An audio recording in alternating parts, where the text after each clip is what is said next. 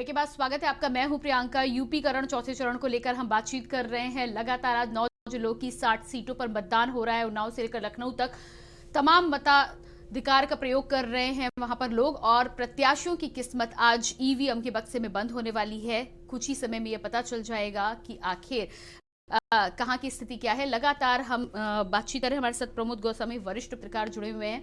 जी प्रमोद जी, आपके पास आएंगे। यूपी में इस समय चौथा जिस तरह से मतदान चल रहा है और लगातार पिछले 3 चरणों के मुकाबले यदि देखा जाए तो मतदान की गति धीमी नजर आ रही है। क्या लगता है आपको, क्या वजह आप मान रहे हैं इसकी?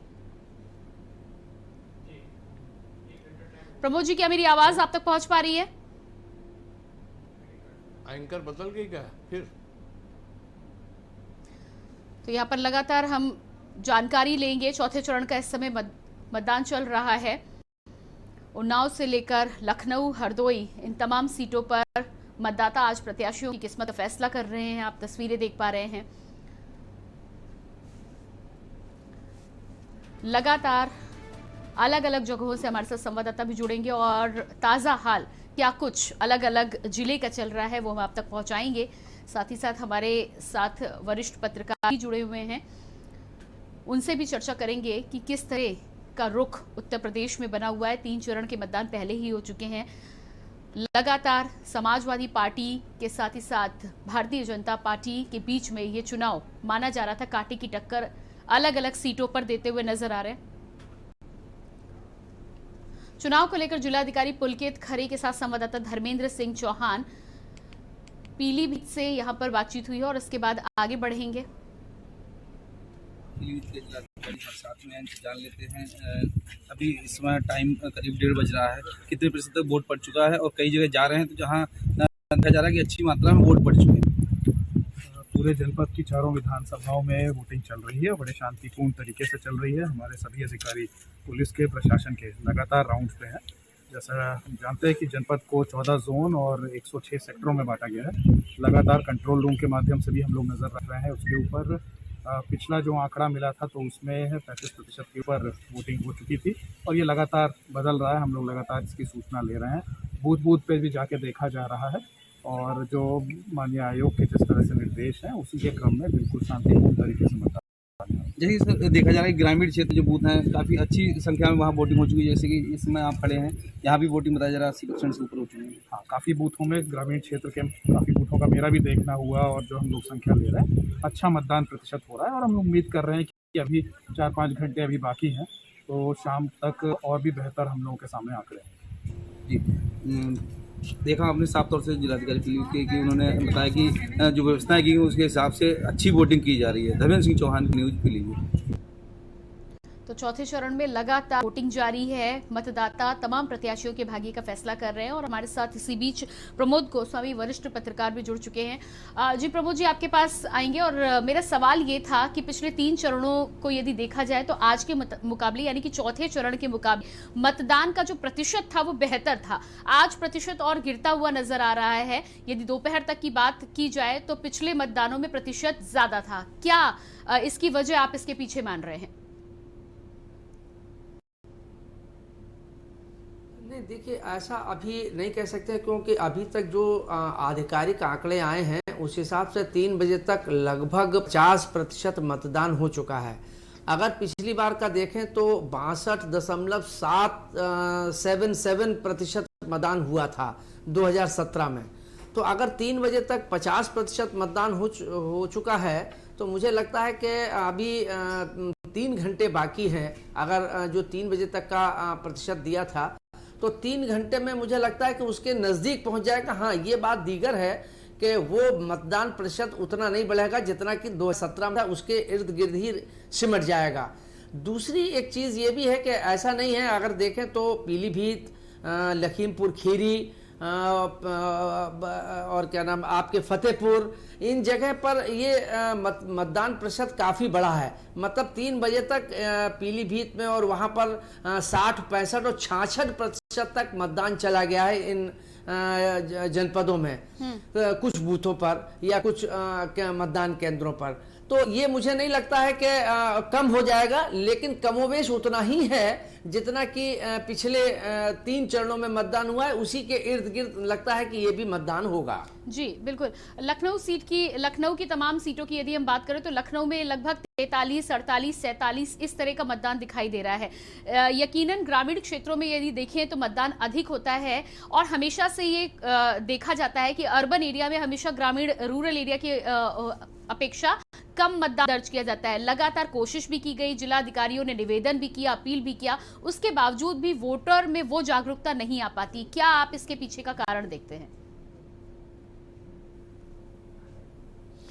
नहीं, देखिए ये शुरू से ही रहा है, एक लंबे समय से मैं देखता चला आ रहा हूँ, लगभग 30, 35, 40 साल से तो मैं देख रहा हूँ कि शहरी मतदाता कुछ आलसी कह लीजिए, या ये कह लीजिए कि वो जब उस दिन छुट्टी होती है तो वो उस दिन वो अपने मनोरंजन में ज़्यादा ध्यान देता है बजाय इसके मतदान।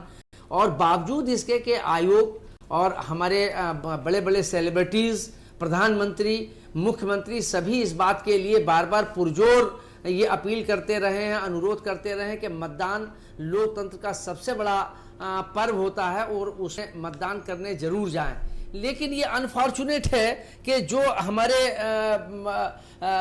शहरी मतदाता हैं, जो ज़्यादा पढ़े लिखे हैं, वही मतदान करने से गुरेज करते हैं या कम निकलते हैं, जबकि ग्रामीण मतदाता अपनी टोली बना के और वो उसको एक पर्व और उत्साह के रूप में मान के वो मतदान करने जाते हैं, जबकि शहरों की ये स्थिति नहीं है।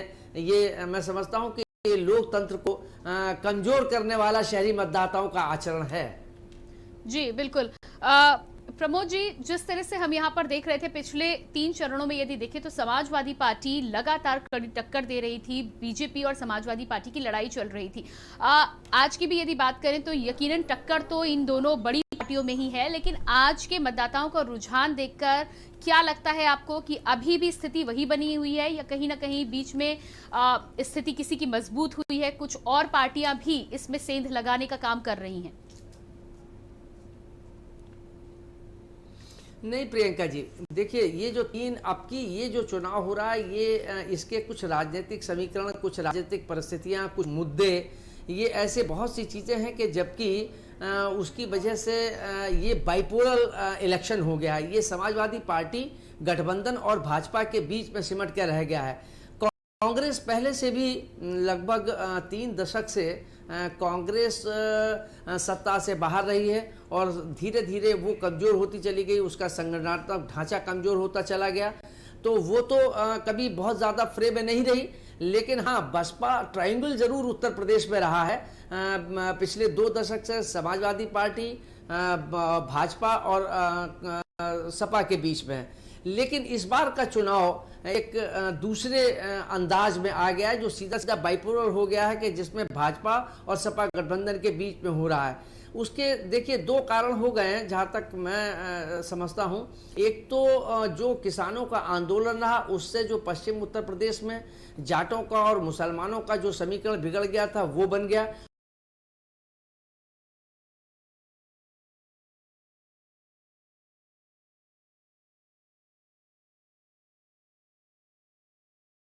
एक साथ वहां फिर एक बार मिल गए। हालांकि ये कॉम्बिनेशन चौधरी चरण सिंह का बनाया हुआ था पश्चिम उत्तर प्रदेश में, जाट, गुजर और मुसलमानों का समीकरण।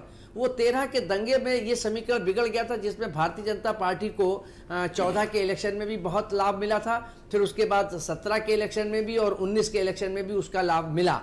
लेकिन जिस ढंग से 700 किसानों की मौत हो गई थी आंदोलन के दौरान, उसके बाद लखीमपुर खीरी में जिस ढंग से किसानों के ऊपर कारें चढ़ा दी गई, और महंगाई, बेरोजगारी, ये सारे मुद्दे जो हैं ये एक साथ हो गए थे। जहां बेरोजगारी से युवा अपने को अनकंफर्टेबल महसूस कर रहा था, वहीं जो गरीब तबका है, बावजूद इसके कि सरकार ने गरीब तबके को अन्न का वितरण करने की पूरी योजना बनाई और दिया ताकि उनकी नाराजगी न रहे, लेकिन फिर भी अन्न के साथ साथ उसके रोजगार की भी एक समस्या रही, गरीबी अपनी जगह बेरोजगारी रही, महंगाई से कमर टूट गई।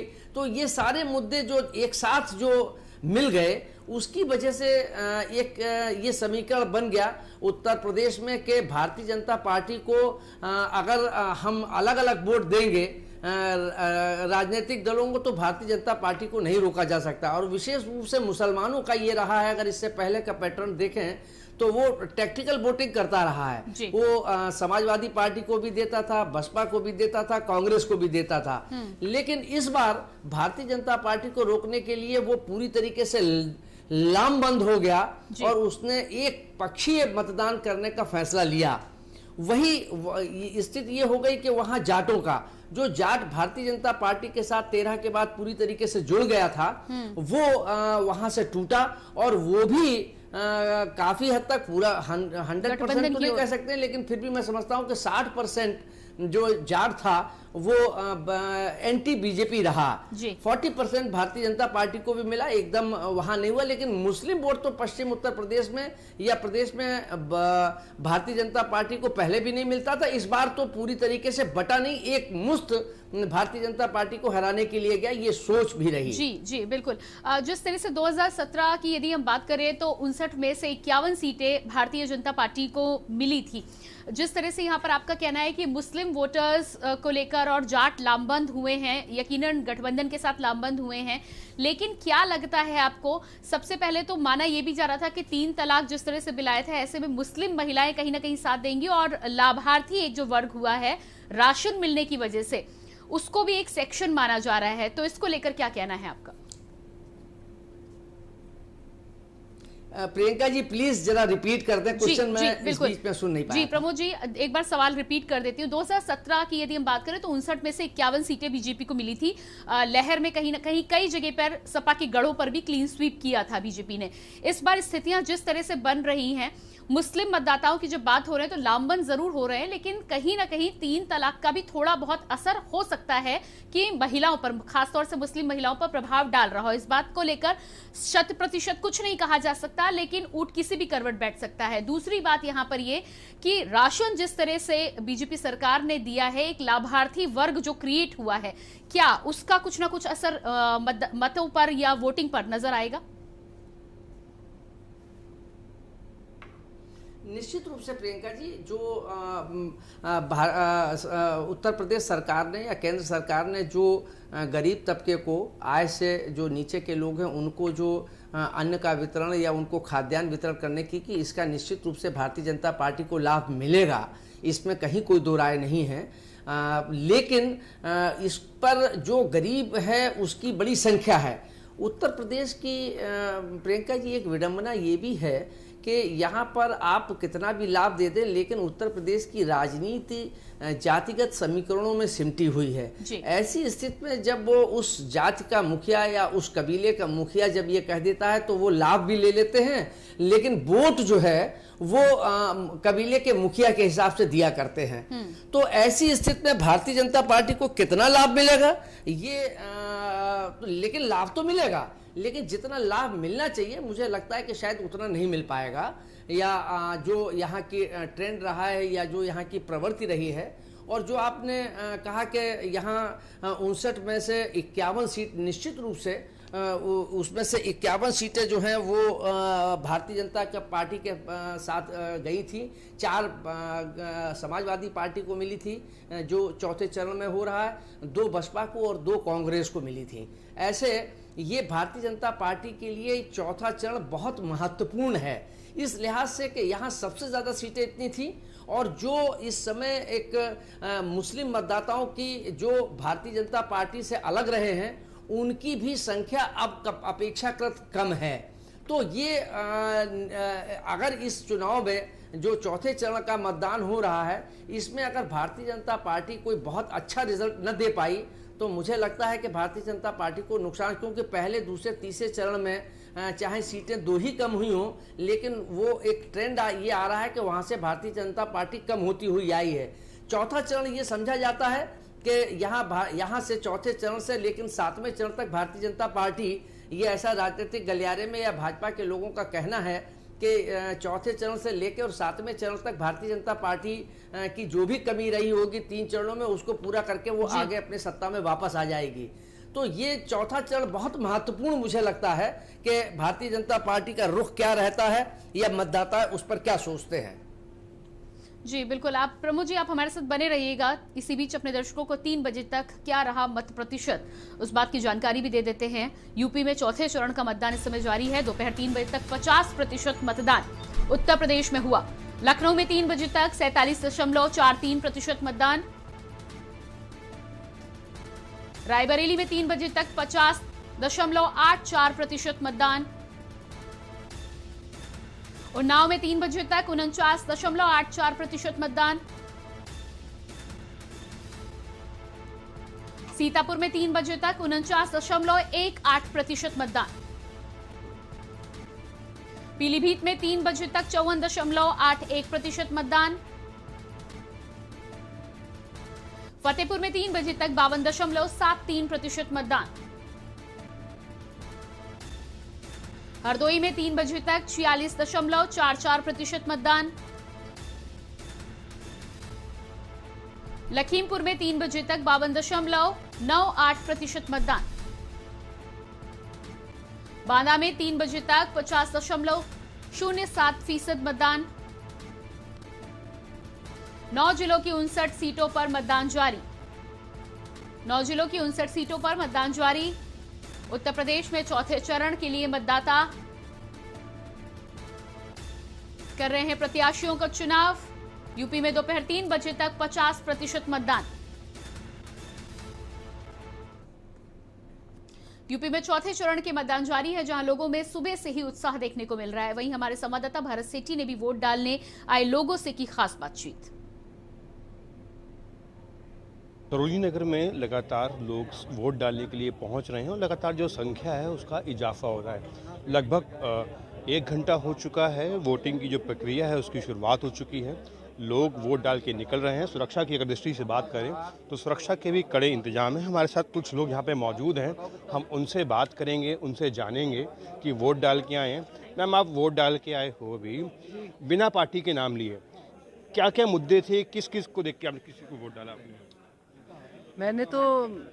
मैंने वोट डाला है। क्या मन में क्या चल रहा था, कुछ किस तरीके की? मन में नहीं कुछ चल रहा था, मैंने बस जो पार्टी मुझे अच्छी लगी मैंने उस पे वोट डाल दिया, जो लगा कि हाँ कि आगे चल के कुछ कर सकती है। हमारे साथ और भी लोग यहाँ पे हैं, उनसे हम जानकारी लेंगे, जानेंगे। मैम, बिना पार्टी का नाम लिए किस तरीके के मुद्दे थे, क्या क्या चीज़ें जहन में थी जिसको लेकर आपने वोटिंग करी आज? देखिए, बहुत सारे अम्ब्रेला यहाँ पे मुद्दे हैं। अगर हम सिर्फ अपने लोकेलिटी का देखें तो सड़कें हैं, पानी है, ये बहुत सारे मुद्दे हैं कि यहाँ वाटर लॉगिंग की समस्या है। तो एटलीस्ट जो प्रत्याशी है वो कम से कम ये यहाँ की चीज़ें समझेंगे। और दूसरा, जहन में अगर एक थोड़ा सा बड़े पैमाने पे देखें तो महिला सुरक्षा है, सबसे टॉप पे महिला सुरक्षा है। क्योंकि मैं एक महिला हूं तो मैं डेफिनेटली, मेरे दिमाग में ये रहता है कि महिलाओं को क्या अपॉर्चुनिटीज़ मिल रही हैं या महिलाओं के लिए कौन सी पार्टी बेहतर कर सकती है। तो डेफिनेटली ये सारी चीज़ें दिमाग में थी, उसी को सोच करके वोट दिया है। चलिए, बहुत बहुत शुक्रिया मैम। हम दिखाएंगे आपको यहाँ की जो तस्वीरें हैं, आपको दिखाना चाहेंगे कि यहाँ पे तमाम जो सुरक्षा व्यवस्था के इंतजाम है। और कोविड के नियमों का बात करें तो कोविड के प्रोटोकॉल का यहाँ पे पालन किया जा रहा है। बाकायदा यहाँ पे सर्किल बनाए गए हैं और जो भी एंट्री यहाँ करेगा उसके लिए यहाँ पर मास्क दिया जाएगा, वो मास्क पहनेगा, उसके बाद ही यहाँ पे एंट्री होगी। जिस तरीके से आप देख सकते हैं कि सैनिटाइजेशन का यहाँ पे पूरा दिखाया गया कि सैनिटाइज करके अंदर जाएं। यहाँ पे उनका थर्मल स्कैनिंग भी की जा रही है, बाकायदा जो प्रोटोकॉल है उसको पूरा देखा जा रहा है। यहाँ पे देखिए सेल्फी पॉइंट है, जो लोग यहाँ पे वोट डालकर अंदर से आ रहे हैं बाकायदा यहाँ पे सेल्फी यहाँ पे ली जा रही है। दिखा ये कि किस तरीके से मैंने भी वोट किया, सेल्फी पॉइंट बनाया गया है। और तमाम जो लोग हैं यहाँ पहुँच रहे हैं। अगर बात करें, अभी सुबह का समय है, अभी जो वोटिंग है उसका स्तर और धीमे धीमे बढ़ेगा। लगभग 8 बजने वाले हैं और जिस तरीके से लगातार वोटिंग हो रही है, हो सकता है कि और भी जल्दी, सुबह छुट्टी का दिन है और लोग पहुंचेंगे। लेकिन सबसे बड़ी बात यह है कि क्या इस बार जो परसेंटेज रहता है वोटिंग का, लखनऊ का पिछली बार से ज़्यादा रहेगा? भरत से DK news India, Lucknow. UP के चौथे चरण में 59 विधानसभा में आज मतदान चल रहा है। इस दौरान के न्यूज के प्रमुख संवाददाता शिव प्रताप ने लखनऊ के VIP मतदान केंद्र चिल्ड्रन पैलेस से मतदान केंद्र का जायजा लिया, जहां मतदाताओं के मन में क्या चल रहा है ये जानने की कोशिश की। उत्तर प्रदेश का चौथा चरण का आज मतदान हो रहा है। आपको हम दिखा दें लखनऊ की तस्वीरें। ये लखनऊ मध्य विधानसभा का पोलिंग बूथ है, पोलिंग स्टेशन है ये, चिल्ड्रंस पैलेस, जहां सुबह से ही मतदाताओं में काफी उत्साह देखने को मिल रहा है। और ये लखनऊ का कहा जाए तो वीआईपी बूथ्स में से एक है। हजरतगंज इलाके का ये पूरा पोलिंग स्टेशन है और यहाँ पर आपको दिखाएं जितनी संख्या महिला मतदाताओं की है, पुरुष मतदाताओं की है और उतना ही बुजुर्ग भी है। मैम, क्या नाम है आपका? प्रतिमा वाजपेयी। प्रतिमा जी, कहा जाए तो आपने जो वोट कास्ट किया, किन मुद्दों को लेकर के, विशेष रूप से आप महिला हैं तो किन मुद्दों को लेकर के आपके मन में था वोट करने का? एक तो महिला सुरक्षा और दूसरा कि ये जो हमारे यहाँ महिला सुरक्षा हो रही है और जो हमारा थोड़ा तो हिंदुत्व पे भी है हावी हैं, लेकिन जो एक एम है किसी एक विशेष समुदाय का, उस पे वो अग्रसर हैं और उसी का एक कड़ी है। छोटे छोटे वो प्रयोग करते चलते हैं कि हम लोग कितने सहनशील हैं हिंदू लोग, इसकी वो परीक्षा होती। धीरे धीरे वो जैसे जैसे उनकी मेजॉरिटी बढ़ेगी तो वैसे ही उनका दमन शुरू होगा। शुक्रिया सर। तो ये देखिए हमारे साथ ये दो मतदाता थे, काफी बुजुर्ग हैं और इनका कहना है कि जो हमारा मुद्दा है वो है राष्ट्रवाद। ने वोट कर दिया? जी हाँ, वोट कर दिया। क्या नाम है आपका? अब्दुल बारी। अब्दुल साहब, किस मुद्दे को लेकर के आज आपने वोट किया है? ये बड़ा महत्वपूर्ण है। इस मुद्दे के लेके वोट किया हमने कि जो भी सरकार आए वो सही गरीबों के लिए सेवा करे, ये नहीं कि अपना पेट भरे। हम ये देख रहे हैं कि हम लोग जो ठेले वाले हैं और दर दर के भटक रहे हैं, कमाई धमाई कुछ नहीं, महंगाई इतनी है समझे कि घर का खर्चा पूरा नहीं हो रहा, तो कैसे क्या करें। तो इसीलिए तो जो मतलब वोट डाले कि जो भी मतलब आए, गवर्नमेंट जो भी आए वो गरीबों को सहायता करे, गरीबों को देखिए।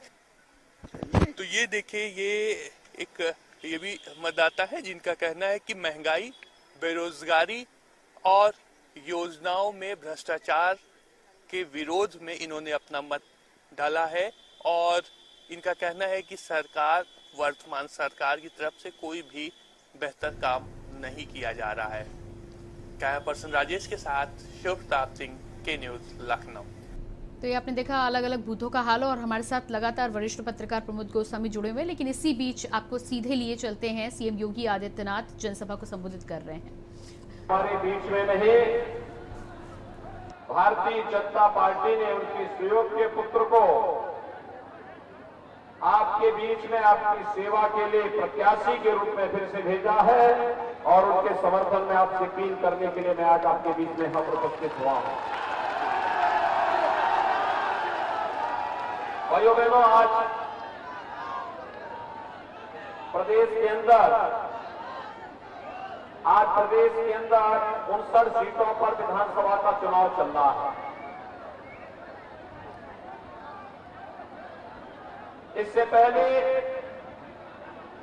3 चरणों में 172 सीटों पर चुनाव संपन्न हो चुके हैं।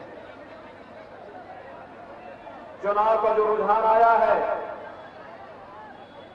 चुनाव का रुझान बताता है कि 80% सीटों पर भारतीय जनता पार्टी प्रचंड बहुमत के साथ सरकार बनाने की अग्रसर है। ये परिवारवादी, दंगावादी, माफियावादी, इन सब की जमानतें जब्त हो रही हैं और प्रदेश को विकास, सुशासन और सुरक्षा का एक बेहतर माहौल देने वाली भारतीय जनता पार्टी के पक्ष में जनता जनार्दन का प्रचंड जो समर्थन मिल रहा है, ये समर्थन अब सुनामी में बदल करके सपा, बसपा और कांग्रेस की जमानत को जब्त करता हुआ दिखाई दे रहा है।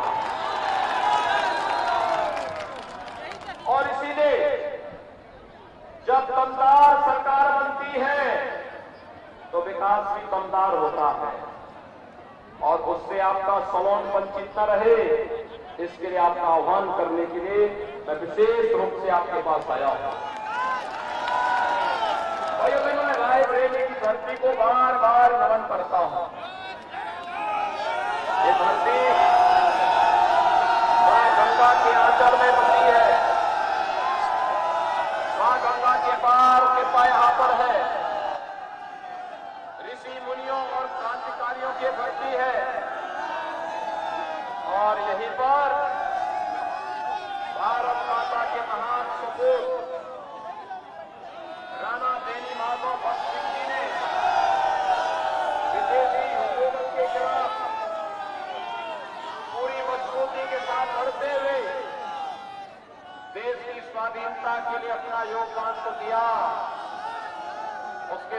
भी वीरा पासी के सर और पराक्रम को भी पूरा देश करता है। मैं भारत माता के महान सपूतों को आज के इस अवसर पर कोटि कोटि नमन करते हुए आप सभी रायबरेली और सलोन वासियों का हृदय से अभिनंदन करता हूं, स्वागत करता हूं। भाइयों बहनों, 2017 के पहले जैसी सरकारें थी, हर तीसरे दिन दंगे होते थे, गुंडागर्दी, कर्फ्यू, यही उत्तर प्रदेश की नीति बन चुकी थी। 2017 के बाद दंगा हुआ यूपी में, नाम सुना दंगा का? कर्फ्यू का कहीं नाम सुना? बाजारों में कहीं बमबाजी होती है? 2017 के पहले होती थी ना। आज भाइयों बहनों कर्फ्यू नहीं लगता, आज कांवड़ यात्रा निकलती है उत्तर प्रदेश में। 27 को आप वोटिंग करेंगे और 1 तारीख को शिवरात्रि भी है। अब उत्तर प्रदेश में कांवड़ यात्रा निकलती है और शिव भक्तों के द्वारा हर हर बम बम के नारे लगा करके भक्ति में गान गाते हैं। कांवड़ यात्री निकलते हैं तो नए भारत के, नए उत्तर प्रदेश की तस्वीर भी प्रस्तुत करते हैं। भाइयों बहनों, आज मैं आपसे बताने के लिए आया हूं, ये वही उत्तर प्रदेश है जिस उत्तर प्रदेश में बेटियां स्कूल नहीं जा पाती थी, आतंकी घटनाएं होती थी, अराजकता चरम पर थी। भाइयों बहनों, आज उत्तर प्रदेश सुरक्षा का एक मॉडल बना हुआ है। अपराधियों और माफियाओं के खिलाफ कार्रवाई कैसे होनी चाहिए, दंगाइयों के खिलाफ कैसे कार्रवाई होनी चाहिए, उत्तर प्रदेश जो नजीर प्रस्तुत करता है उसको देश और दुनिया के अंदर लोग एक नजीर के रूप में लेकर के उसको लेते हैं कि वाह, दंगाइयों को रोकना यूपी मॉडल ले लिया। और भाइयों बहनों, मैं इसीलिए आपसे कहने के लिए आया हूं, याद करिए 2017 के पहले 12 से 17 के बीच समाजवादी पार्टी की सरकार थी। समाजवादी पार्टी की सरकार में क्या आपके यहां बिजली आती थी? क्या बिजली आती थी? आज बिजली मिल रही है, बिजली मिलने में कोई भेदभाव तो नहीं है ना। तो ये थे रायबरेली से मुख्यमंत्री योगी आदित्यनाथ। फिलहाल रुकते हैं एक छोटे से ब्रेक के लिए, फौरन हाजिर होते हैं। आप देख रहे हैं के न्यूज, खबरों का सारथी। पर ये दिल है कि चख रहा है उन्हीं अल्फाजों का दूर कितना भी जाओ, इस जुबान से दूर ना जा पाओगे। विमल, बोलो जुबान केसरी। सोचिए मत, मेरी और पूरे हिंदुस्तान की तरह आप भी समर कूलर और होम अप्लायंसेस लीजिए और बेफिक्र हो जाएगी।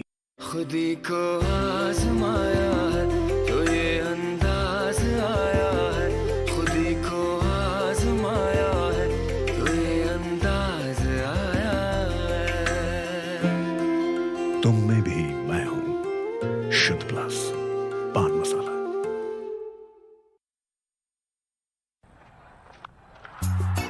Yes! Yes! Yes! In your face, loser. See you in soccer.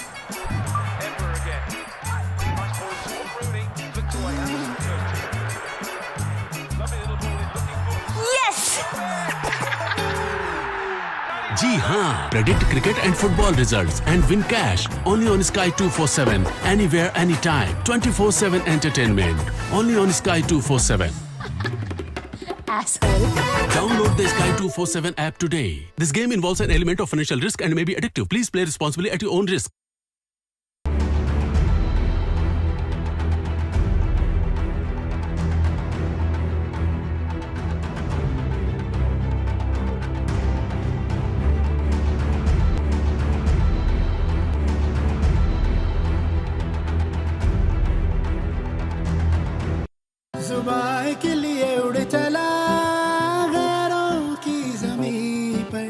खुशबू अपनेपन की ढूंढता और दूर कितना भी जाओ, इस जुबान से दूर ना जा पाओगे।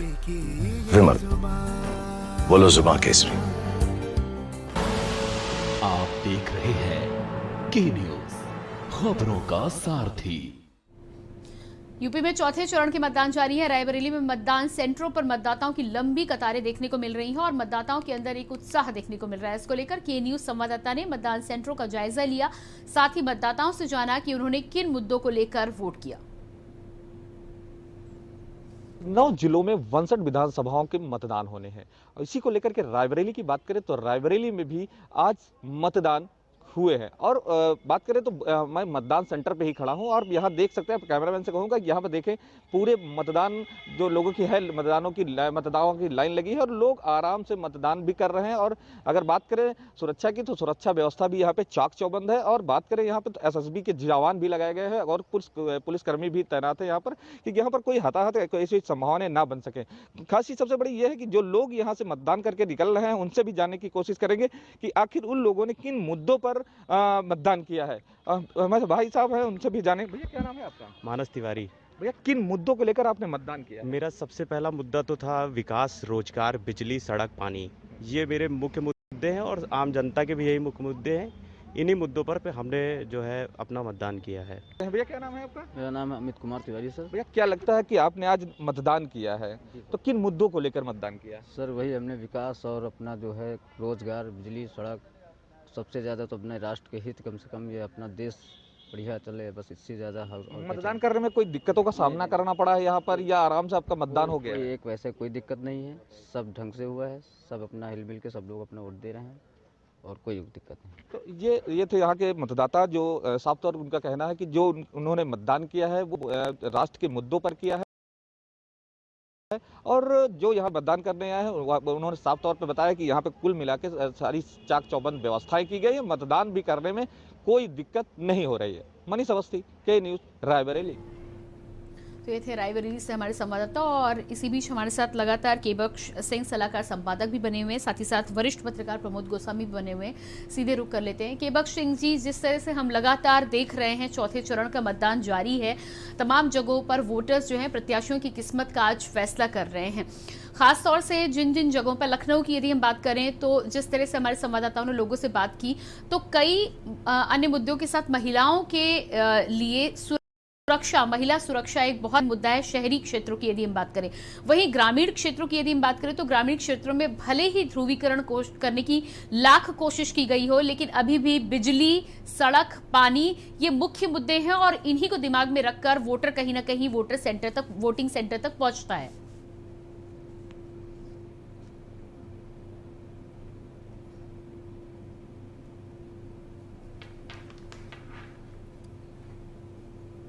आवाज गई जी। केबक्श सिंह जी, मेरी आवाज आप तक नहीं पहुंच पा रही है। प्रमोद जी, क्या आप मुझे सुन पा रहे हैं?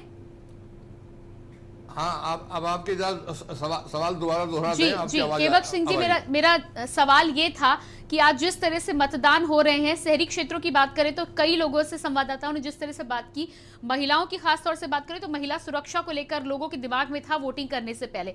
वहीं ग्रामीण क्षेत्रों की बात करें तो लाख जाति पाति धर्म की अब बात कर रहे हैं और कहीं ना कहीं जातीय समीकरण की बात करें, पर लोगों के दिमाग में कहीं ना कहीं बेसिक मुद्दे, बिजली, सड़क, पानी, ये सब भी है जिनको दिमाग में रखकर वोटर पहुंच रहा है वोटिंग केंद्र तक। आपने सही कहा, शहरी क्षेत्रों में महिला सुरक्षा का मुद्दा जो है हमने भी देखा है और लोग भी इसको महसूस करें। महिला सुरक्षा का मुद्दा जो है भावी है और महिलाओं की सुरक्षा हुई है, महिलाएं इसको महसूस करें। हाँ, दूसरा सवाल आपने जो ग्रामीण क्षेत्र की महिलाओं के बारे में कहा है, वहाँ पे सबसे बड़ी जो प्रश्न है कि वहाँ पे महिला सुरक्षा का तो ज़्यादा प्रश्न नहीं, वहाँ ग्रामीण में ऐसा कोई होता नहीं है, लेकिन जो रसोई गैस मिली है उसका असर है वहाँ पे और जो लोगों को राशन दिया है उसका असर है। लेकिन सड़क और महंगाई, इसका भी दुष्प्रभाव पड़ रहा है महिलाओं पे।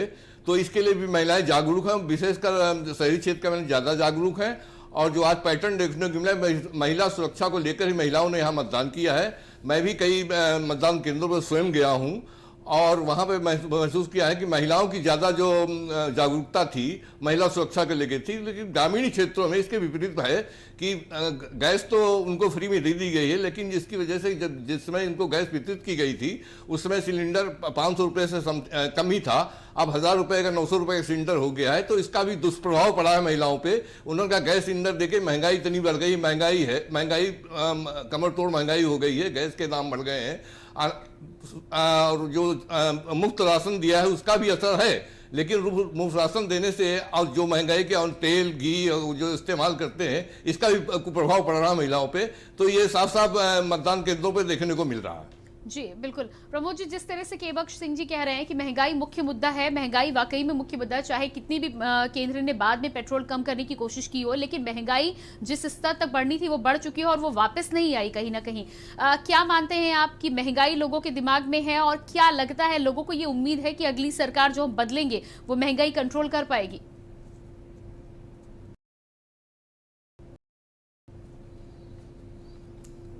देखिए प्रियंका जी, महंगाई बेरोजगारी पहले से चले आ रहे हैं। इस दौरान चूंकि भाजपा ने वादे ज़्यादा कर दिए थे और उस हिसाब से ऐसा नहीं है कि रोज़गार नहीं दिए रोज़गार, लेकिन जो वादे थे वो नहीं हुए। लोगों की यहाँ बेरोजगारों की संख्या बहुत ज़्यादा है, ऐसे में लोगों को नहीं मिल पाए। तो जहाँ युवा वर्ग जो है वो इस बात से परेशान है, तो कहीं ना कहीं उसका एक इफेक्ट मतदान में भी पड़ेगा।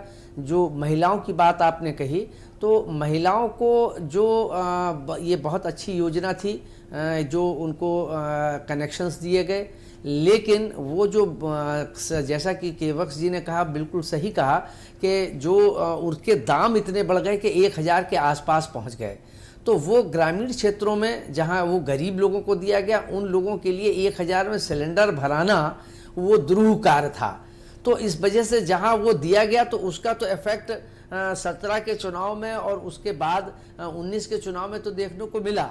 लेकिन जहां ये महंगाई बढ़ गई, सिलेंडर के दाम बढ़ गए, पेट्रोलियम के दाम बढ़ गए, उसकी वजह से उसका जो एक सकारात्मक प्रभाव था वो नकारात्मक प्रभाव में कन्वर्ट हो गया। तो ये भी एक कारण रहा। लेकिन जो शहरी क्षेत्रों में अगर आप देखें तो शहरी क्षेत्रों में ये बात तो अपनी जगह पर सही है कि लॉ एंड ऑर्डर की व्यवस्था में सुधार हुआ है।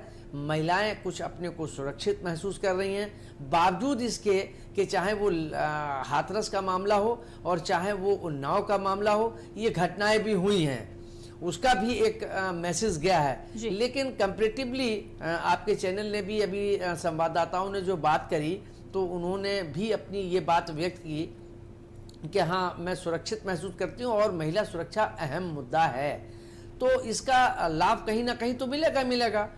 जो महिलाओं के अगर विचार हैं, उन विचारों को ही अगर माना जाए तो उसका लाभ महिलाओं का की जो सुरक्षा की भावना है उसका लाभ बीजेपी को मिल जाएगा। जी बिल्कुल। केवक्ष सिंह जी, इससे पहले भी हम चर्चा कर रहे थे, प्रमोद जी ने ये कहा था कि कहीं ना कहीं बीजेपी की तरफ से आगे उम्मीद बरकरार रखी गई है कि पिछले 3 चरणों में जिस तरह की स्थिति बनी थी, अब आगे बीजेपी के वोटिंग प्रतिशत में सुधार होगा और कहीं ना कहीं ये जो तमाम आगे के चरण होने हैं, चौथे चरण के बाद 5वां, 6वां और 7वां, यहाँ पर बीजेपी की स्थिति मजबूत हो सकती है। क्या लगता है आपको, आगामी समीकरण इस तरह के बनते हुए नजर आ रहे हैं?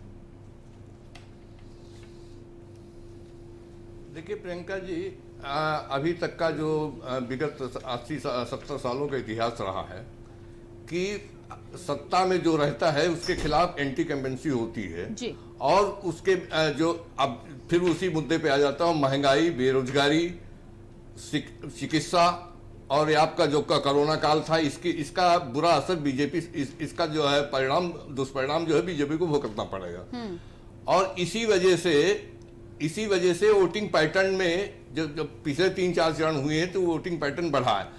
वोटिंग पैटर्न घटने का मुख्य कारण ये है चुनाव आयोग की जो है कमी भी है कि मैंने स्वयं आज अनुभव किया, जिस वोटिंग बूथ पे मैं गया था, कम से कम 100-150 आदमी थे, पति पत्नी दोनों आए थे। पति का तो वोट है, पत्नी का वोट नहीं है, पति का वोट है, पत्नी का वोट नहीं है।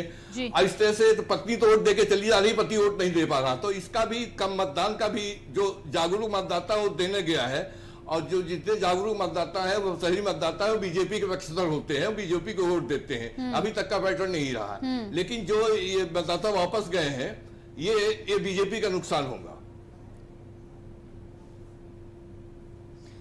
जी बिल्कुल, आप बने रहिएगा दोनों हमारे साथ। आगे बढ़ते हैं हम। लखनऊ के बख्शी के तालाब विधानसभा से मतदाताओं से हमारे संवाददाता शिव सागर ने आज वोट डालने तमाम लोगों से आए बातचीत की और उनसे राय ली कि उन्होंने किन मुद्दों को ध्यान में रखकर आज मतदान किया है। देखिए, 3 चरणों का जो मतदान है वो संपन्न हो चुका है। उत्तर प्रदेश की जो 172 विधानसभा है उस पर मतदान हो चुका है और आज चौथे चरण का मतदान है। चौथे चरण में 59 विधानसभाओं में जो मतदान होना है और राजधानी लखनऊ की भी 9 विधानसभाएं हैं। इसमें हम इस वक्त मौजूद हैं राजधानी लखनऊ की बीकेटी विधानसभा में और ये जो पीछे आप देख सकते हैं ये आदर्श मतदान केंद्र बख्शी का तालाब है। यहाँ पर जो है बख्शी का तालाब इंटर कॉलेज में ये बूथ बनाया गया है। मैं कैमरामैन से कहूँगा कि जिस प्रकार से मतदाता सुबह सुबह निकल करके आए हैं उनको दिखाए, वो भीड़ दिखाएं किस प्रकार से लोग यहाँ पर, चूंकि शहरी मतदाता है, कस्बा है ये बख्शी का तालाब, तो कहीं ना कहीं जो लोगों पे देखा जा रहा है एक उत्साह है मतदान को लेकर के। जिस प्रकार से लोग सुबह से ही निकलते चले आ रहे हैं या फिर आगे चल के कह लें कि धूप की वजह से ना निकले या फिर कुछ भी कह लें, लेकिन लोग इस बार प्रेरित हैं, मतदान को लेकर के प्रेरित हैं और कहा जा रहा है कि इस बार एक अच्छा प्रतिशत मतदान का निकल के आएगा। क्योंकि जो मतदाता जागरूकता अभियान है उसको लेकर भी जिला प्रशासन काफी हद तक मुहिम छेड़ा है। कई सारी चीजें हैं नगर निगम से लेकर के और सरकार से लेकर के बहुत सारे, आप इलेक्शन कमीशन की बात कर ले, इलेक्शन कमीशन ने भी कई सारी चीजें ऐसी वो किया जिससे मतदाता जागरूकता अभियान चलाया गया और मतदाता जो है वो जागरूक हो। इसके लिए कहीं ना कहीं अब इस बार परसेंटेज जो है वोटिंग का वो बढ़ेगा। हमारे साथ कई सारे लोग और जो है हमें दिखाई दे रहे हैं। क्या कुछ है, किस प्रकार से हम बात करेंगे उनसे लोगों से। इस प्रकार क्या इस बार आपने वोटिंग किया नहीं किया? किया कर दिया सर। क्या किसको किस हिसाब से देख रहे हैं जो चल रही है, किसकी चल रही है? अब ये लहर तो इसमें कांटे की लड़ाई सापा और बिल्कुल, तो कहीं ना कहीं प्राइवेसी भी है, इसको हम शेयर करने के लिए भी नहीं गए आपसे। इस बार आपने वोट कर दिया नहीं कर दिया? अभी नहीं किया। क्या चल रहा है इस बार? क्या जो वोटर है निकल कर आ रहा है, नहीं आ रहा है पहले के अपेक्षा? नहीं, आ रहा है, निकल के आ रहा है। पहले के अपेक्षा ज्यादा आ रहा है? ज्यादा आ रहा है। तो क्या उम्मीद लगाई जाए, पहले के अपेक्षा इस बार ज्यादा मतदान प्रतिशत बढ़ेगा? हाँ बिल्कुल बढ़ेगा। यहाँ पे इससे पहले जो मतदाता जो मतदान कर रहा है किन किन मुद्दों पे मतदान कर रहा है? क्या विकास के मुद्दों पर या फिर एक कोई नया ही मुद्दा आएगा इस बार? नहीं, विकास के मुद्दों पर काम कर रहा है। बिल्कुल, हमारे साथ देखिए कुछ महिलाएं भी जा रही हैं, इनसे भी बात करेंगे। माता जी थोड़ा बताइए, मतदान किया आपने? हाँ जी। किस हिसाब से, क्या कैसा लग रहा है इस बार जो मतदान करके? मतदान करके अच्छा लग रहा है और क्या, अपनी वोट की कीमत पता चल रही है। बिल्कुल, तो अपनी वोट की कीमत पता चल रही है। मतलब ठीक लग रहा है इस बार। विकास के मुद्दे होंगे इस बार? देखते हैं सर। यूपी के चौथे चरण का मतदान 9 जिलों की 59 सीटों पर हो रहा है, जिसमें हरदोई जिले की 8 सीटों पर मतदान चल रहा है। वहीं जिले की सदर विधानसभा के अंतर्गत शहर के आर्य कन्या डिग्री कॉलेज में मतदान केंद्र पर यूपी के पूर्व डिप्टी स्पीकर व सदर विधानसभा में बीजेपी प्रत्याशी नितिन अग्रवाल अपनी धर्मपत्नी गरिमा अग्रवाल के साथ मतदान करने पहुंचे, जहां पर के न्यूज संवाददाता आलोक मिश्र ने की खास बातचीत। डिप्टी स्पीकर विधानसभा नितिन अग्रवाल जी, जहां पर हरदोई की 8 सीटों पर मतदान हो रहा है और 1 घंटा मतदान हो चुका है। आइए जानते हैं कि 8 सीटें जहां यहाँ पर हैं। पिछली बार जो है भाजपा से 7 सीटें रही थी, इस बार नितिन अग्रवाल जी भाजपा से हैं और जानते हैं कि इस बार कितनी सीटें निकलेंगी यहाँ पर। हरदोई में 8 सीटें हम जीत के जा रहे हैं और मैं देख रहा हूँ जो उत्साह लोगों में है भारतीय जनता पार्टी के प्रति। हम उत्तर प्रदेश में 300+ 300 से ज़्यादा सीटें जीत के पूर्व से करवाने जा रहे हैं। हरदोई में आप क्या देखते हैं, किस तरीके से मतदाताओं का रुझान है और सुबह से वोटिंग चल रही है? बहुत अच्छा रुझान है, बहुत अच्छा लोगों में उत्साह है। आपने देखा होगा जब अभी प्रधानमंत्री जी की रहने की जनसभा हुई थी, लोगों में कितना उत्साह था। मैंने ऐसा उत्साह किसी जनसभा में नहीं देखा जितना उस जनसभा में देखा था। तो मैं यही देख के मैं कह सकता हूँ कि एक बहुत बड़ी जीत की ओर भारतीय जनता पार्टी बढ़ रही है। हरदोई से के न्यूज इंडिया के लिए आलोक मिश्रा, हरदोई। तो लगातार हम चौथे चरण की बातचीत कर रहे हैं, अलग अलग जगहों से संवाददाता राय भी ले रहे हैं लोगों से, क्या कुछ चल रहा है और किस तरह से मतदान, किन मुद्दों पर मतदान किया जा रहा है। साथ ही साथ हमारे साथ लगातार सलाहकार संपादक के बख्श सिंह जी और प्रमोद गोस्वामी जी वरिष्ठ पत्रकार बने हुए हैं। प्रमोद जी, आपसे हम यहाँ पर चर्चा कर रहे थे, जानकारी ये भी आपसे लेना चाहेंगे, हरदोई की बात कर रहे थे, नितिन अग्रवाल जी से हमारे संवाददाता बातचीत कर रहे थे और उनका कहना था कि 8 की 8 सीट मिलेंगी इस बार। क्या आप समीकरण देख पा रहे हैं जो वो कह रहे हैं, क्या उस बात में कोई सच्चाई नजर आ रही है आपको? देखिए प्रियंका जी, अब वो हर राजनीतिक दल और उसके नेता अपने पार्टी के पक्ष में बात करते हैं। तो अगर ईमानदारी से बात की जाए तो जब 17 में भारतीय जनता पार्टी का एक पक्षीय, इसको बल्कि ये कह लीजिए कि बहुत लहर थी, जो 300+ सीटें उसको मिली, उस दौरान हरदोई में 8 में से 7 सीटें जीत पाए थे। तो अब जब एक कहीं ना कहीं एंटी कम्बेंसी है, बेरोजगारी है, महंगाई है, ये सारी चीजें मुद्दे हैं, किसान आंदोलन, ये सारी चीजें हैं, तो ऐसे में भी अगर 8 मिल जाएंगी, मुझे तो उसमें संदेह है कि 8 में से 8 हो। लेकिन चूंकि दलीय नेता तो अपने पक्ष में कहेंगे ही कहेंगे और उनको कहना भी चाहिए। जी बिल्कुल। केबक्श सिंह जी भी लगातार बने हुए। केबक्श सिंह जी, लगातार हम प्रमोद जी से भी इस बात को लेकर चर्चा कर रहे थे। पिछली बार की 59 सीटों की यदि बात करें तो 51 जिस तरह से बीजेपी को मिली थी, समाजवादी पार्टी की इस बार किलेबंदी और घेराबंदी काफी मजबूत है। वो तमाम सीटें जिन्हें पिछले चुनाव में समाजवादी ने खोया था गठबंधन के साथ, और तमाम गणित लगाकर इस बार साधने की कोशिश की जा रही है। क्या लगता है आपको, कितनी सीटों पर इस बार सेंध लगाने में कामयाब हो पाएगी? देखिए प्रियंका जी, अब मैं आपको 2014 से ले जा रहा हूं कि 2014 में जब मोदी जी प्रधानमंत्री बने थे तो उनकी एब्सोल्यूट मेजॉरिटी मतलब काफी दबदबा था, एक बीजेपी की लहर या मोदी लहर कर सकते हैं। ठीक उसके बाद 2017 में चुनाव हुए तो उसका असर पहले ये बात कही जा रही थी कि अब मोदी जी ने कुछ नहीं किया और फिर भी बीजेपी की लहर आई और वहां पे सीटें इतनी आई। लेकिन अब परिस्थितियां बदल गई हैं। अब केंद्र में मोदी की सरकार है और यूपी में डबल इंजन की सरकार जिसे कहा जा रहा है, मोदी योगी भी कह रहे हैं। अब यहाँ पे एंटी कंपेंसी का असर पड़ेगा। समस्या ये है कि अब जो लड़ाई है इस समय सीधे बीजेपी और सपा में है। पिछले दफे बीजेपी को 59 सीटों में से 51 सीटें मिली थी, 4 सीटें एसपी को मिली थी, 2 सीटें कांग्रेस को मिली थी और 2 सीटें बीएसपी को मिली थी। लेकिन इस समय समीकरण बहुत बदल गया है।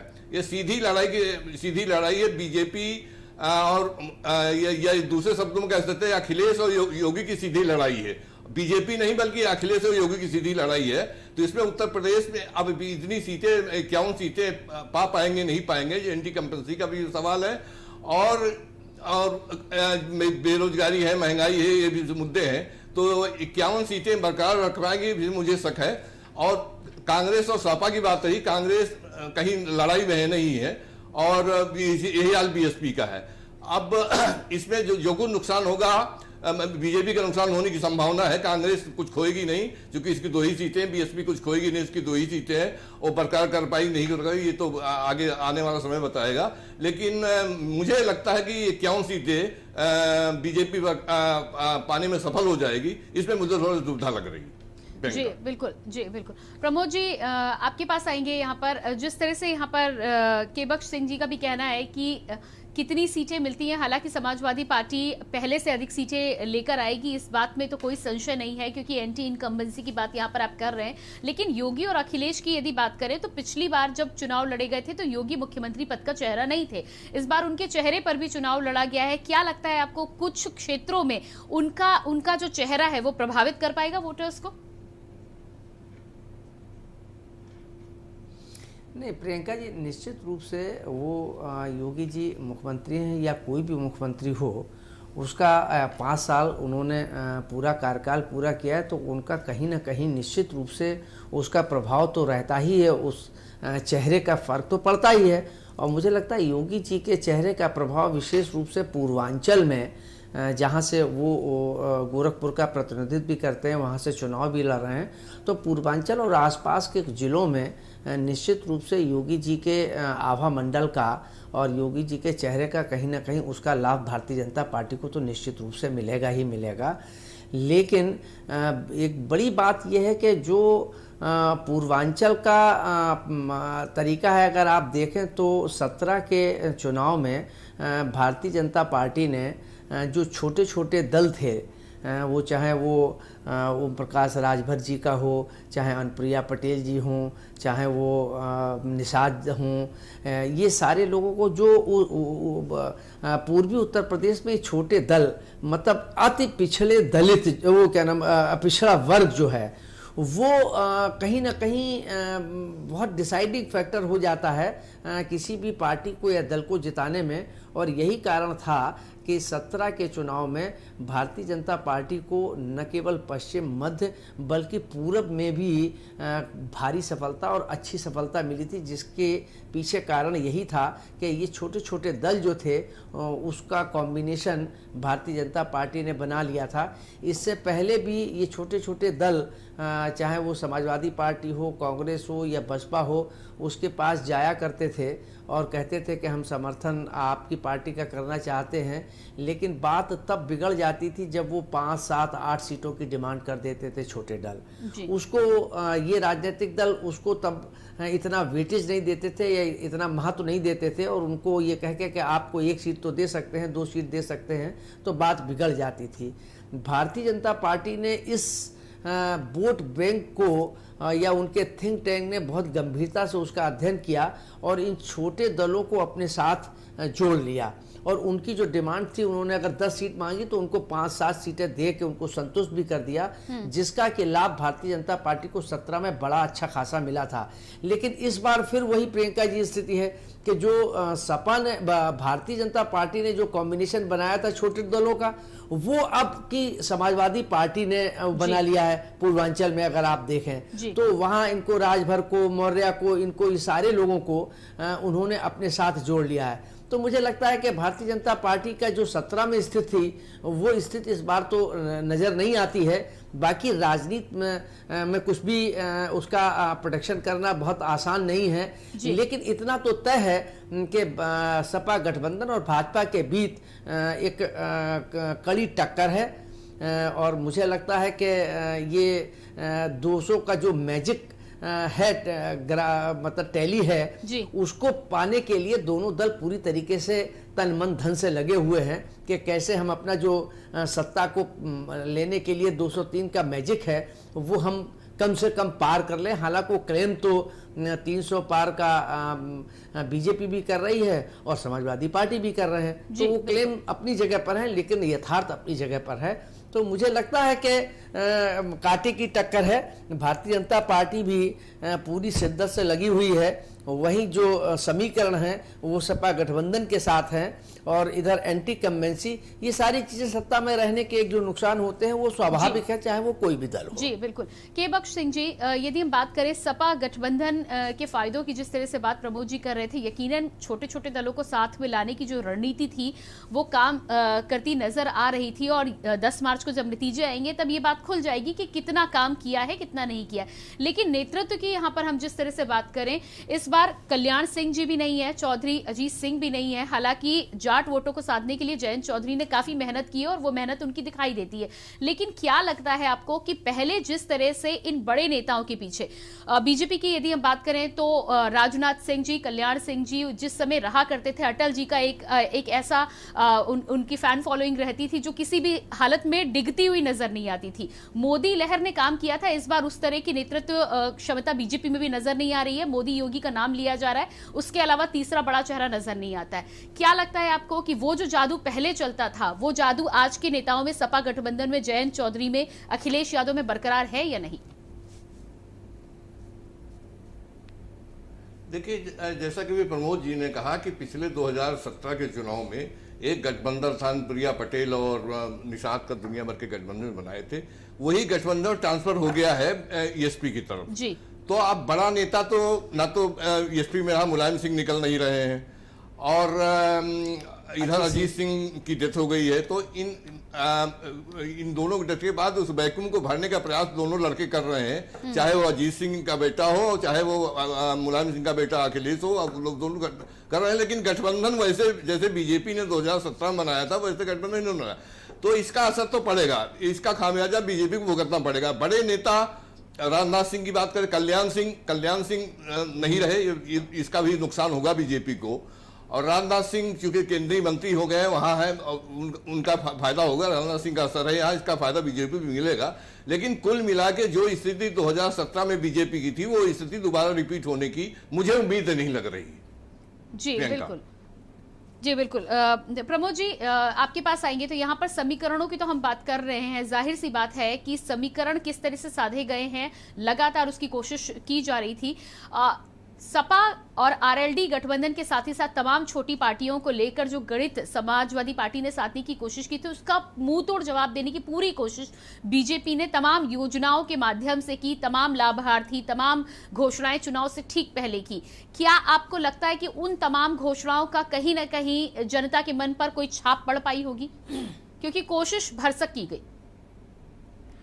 नहीं, निश्चित रूप से प्रियंका जी, भारतीय जनता पार्टी ने वहाँ जो पिछड़े, दलित और जो आय से कमज़ोर लोग थे, आय से नीचे के लोगों को, उनको जो अन्न वितरण का काम हुआ, बाकी जो ऐसे लोग थे उनको शादी ब्याह के लिए ऐसी योजनाएं चलाई गई। इसका भारतीय जनता पार्टी को लाभ तो निश्चित रूप से मिलेगा, लेकिन कितना मिलेगा ये एक 10 तारीख को पता लगेगा। क्योंकि जो मैंने प्रियंका जी आपसे पहले कहा कि उत्तर प्रदेश की राजनीति जो है वो जातिगत समीकरणों के बीच में सिमटी हुई है। ऐसी स्थिति में जो लाभ पाते हैं उसमें से लोग उस सरकार को अपना वोट भी देते हैं और उनके साथ जुड़ते भी हैं। लेकिन जहां जातिगत समीकरण महत्वपूर्ण हो जाते हैं वहां फिर ये उसका लाभ भी ले लेते हैं, लेकिन वो अपने जाति के साथ पीछे चलते हैं। तो ये जो स्थिति है, इसमें भारतीय जनता पार्टी उन मतदाताओं को कितना कन्विंस कर पाई है, कितना उनको अपने प्रति उनका विश्वास पैदा कर पाई है, ये देखने की बात होगी।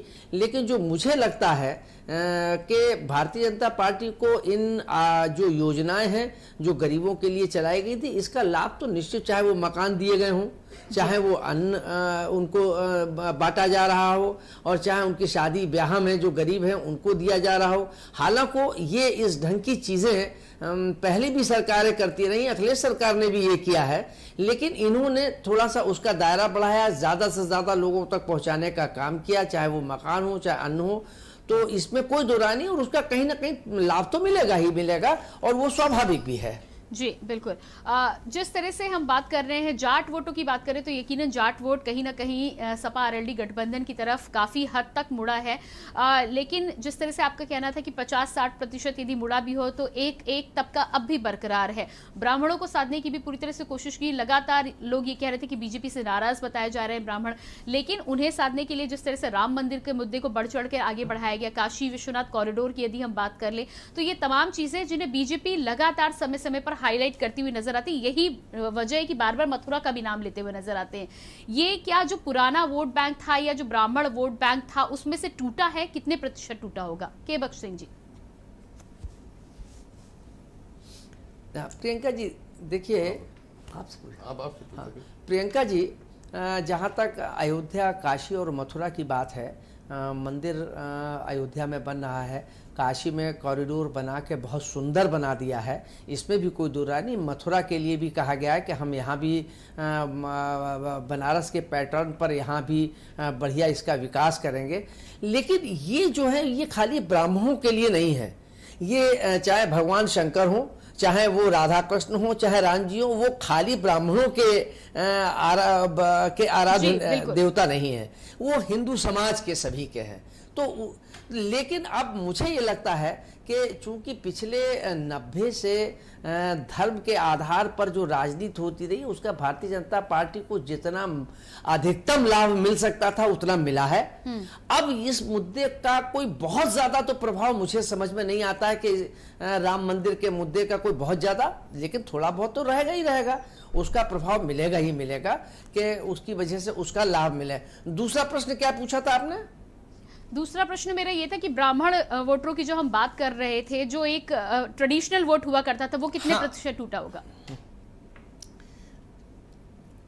हाँ, निश्चित रूप से भारतीय जनता पार्टी का जो है वो सवर्ण मतदाताओं वाली पार्टी कही जाती रही है।